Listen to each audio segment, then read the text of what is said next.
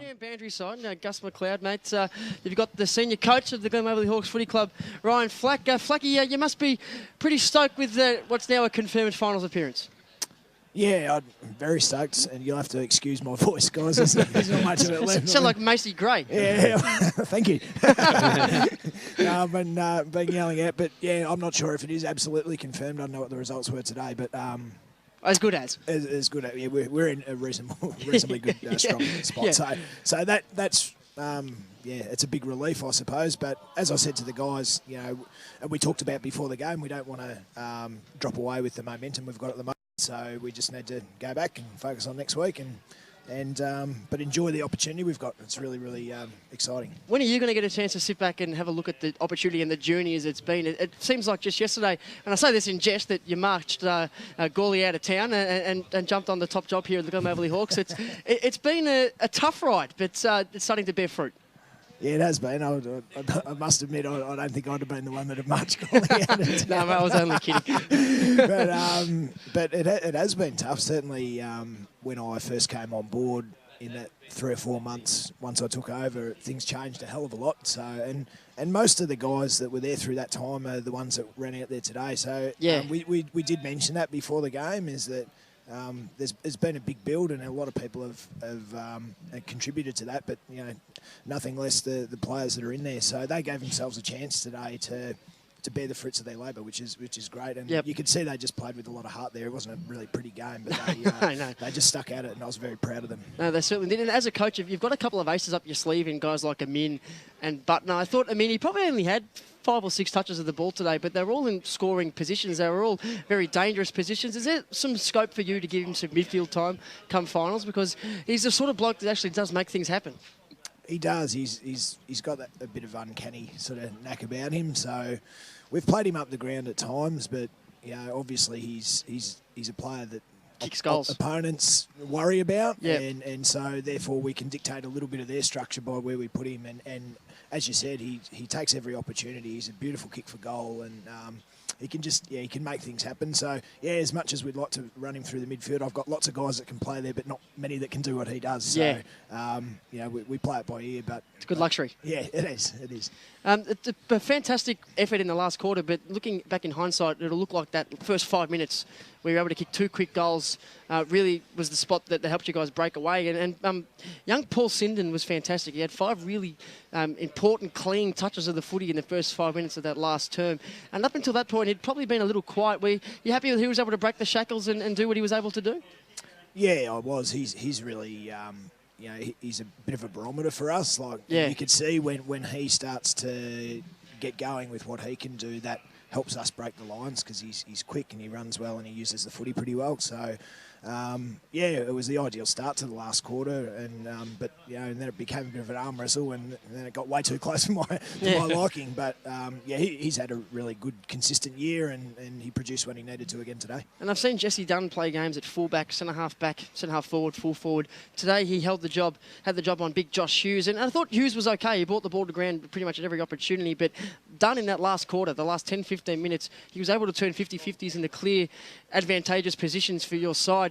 Is that just an example of a bloke who goes out there and he's going to play 4 quarters no matter what? Because he hadn't really had an impact until that last little bit, and his use of the footy was fantastic. His body work was excellent. It was a real sort of leader's game. It was a veteran's performance from him. It was. I mean, he probably did some things. He was pretty sound. I mean, he was probably giving up 3 inches and probably 20 kilos to his opponent. Yeah, 20 kilos on a good day. Yeah. So, which meant that every ball that came to them as a contest was going to be really difficult for him. And I actually think, you're right, Hughes brought the ball to ground, but I don't think he actually got out-pointed in many contests at all. So, to us, that was probably as good as we could hope for. He wasn't going to out-mark him too much. But that brought the ball to the ground, and once it's on the ground, Hughes is probably less effective, and Jesse did a really great job in rebound. Ryan, you must have been really impressed with the work of your defenders as well. Had a pretty tough task against some pretty tall guys with the likes of Hughes and Johns down there. I thought after quarter time, Jack Steinfort really probably won his battle against Johns, and even guys like Ben Pickering and a few others really probably stood a bit taller than they had to. It must be a really good, strong effort against probably some of the bigger bodies you're ever going to come up against. Yeah, it was. I mean, Steiny, we set him a little bit. He's had a pretty good year at full back, but John's got a hold of him the first time round, but didn't kick too straight. So it was a real challenge for him today. And early, he's a very good player. He's got beautiful hands. So Steiny just had to stick with it. And I said to him after that I was really impressed with the way he did, because it's very easy for a young player like that to get their head down against an experienced forward. But he didn't drop his head, and he won some really key contests late in the game. But I mean, my hats off to Johns. He did most of their scoring today, and I thought he was pretty good. Fantastic, yeah, and I thought as well the midfield battle was fantastic. The guys in your engine room, in particular, two of the guys that stood out were the McMillan boys. We struggle to pick them out sometimes from the commentary box. They just throw themselves at the ball. They're identical. They're hard at it. They came off the ground covered in mud. But for a team, I guess, that you said pre-game, probably more suited to a running gun style, I thought those guys drove that contested ball stuff fantastically.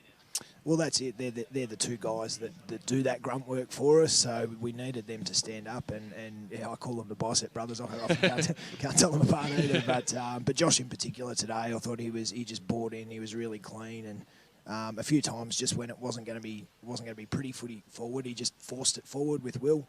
And both of them tackle really well. They love that physical stuff, so you always know that you're going to get 100% effort out of them, which is why they're really important to us. Ryan, great win today. Just looking forward to finals. I've noticed the past couple of times that I've watched you guys play, when you've got the ball and when you're playing well, you are pretty much unstoppable, but you haven't been able to get that consistent four-quarter performance from what I've seen.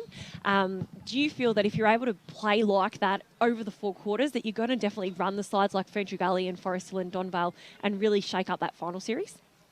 Yeah, I mean, our view of it is that our best footy is as good as anyone's in the comp, so I completely agree with you.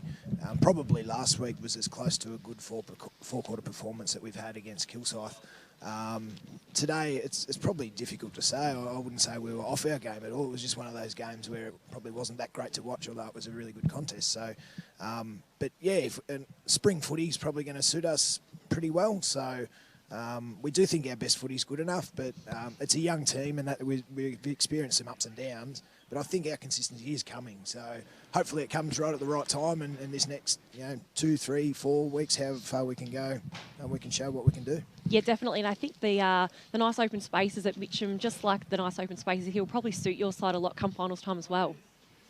Yeah, well, as we talked about with Sinan and Broad, and our wingers, we do have some good runners there. So the more chance they've got to get some space and do what they can do, probably the better. But by the same token, it's not a huge ground either, and teams like Forest Hill and Ferntree Gully that have got some really big bodies there. It's not too far from home anywhere at Mitcham. It's nice and wide, but it's not particularly long. So. We'll try and adjust some of our training and some of our strategies to deal with that, and try and maximise our potential, if and when we get there. Good luck. Thank you. Just one last question. It was basically a pretty scrappy game in terms of that. I noticed when the ball was at ground level, Surrey Park seemed to have control, but when you guys opened the spaces and played a wider sort of time and space game, you seem to have control and more dominant. Do you think that was the difference in the end, particularly going into that last quarter? Yeah, I mean, that's probably not that surprising. That's where their skill set's stronger. But where I thought we got some really good opportunities in the last quarter was where we broke even, or we were really clean inside, and we just managed to get the ball out with a bit of control over it, rather than having to just scrap it forward and rely on a contest. We won a couple of key moments, and I actually said to the guys that if not for a couple of the forwards running into each other a few times in the last quarter, we probably could have had a couple of extra shots on goal. But, we did well then. Thanks, Flacky. Congratulations. Fantastic win. Go get those tonsils on ice. Thank you, guys. Cheers. Flacky there, the senior coach of the Glen Waverley Hawks Footy Club.